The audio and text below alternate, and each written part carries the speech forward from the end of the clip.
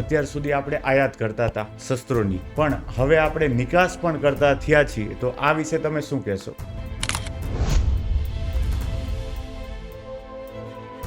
તમે જોઈ હશે કે આ જે સુરત છે, આ સુરતને ડાયમંડ સિટી, ટેક્સટાઇલ સિટી અને બ્રિજ સિટી પણ તરીકે ઓળખવામાં આવે છે.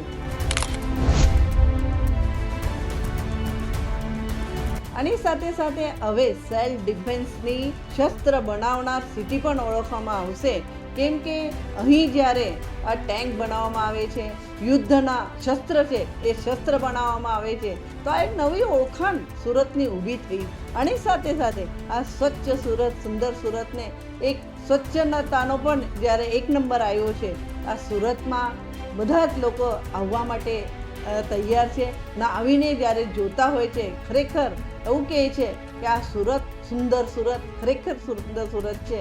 અને એને જાણવા માટે અમારા જ્યાં બધા જ પદાધિકારી કામે લાગ્યા છે, લાગતા રહીશું.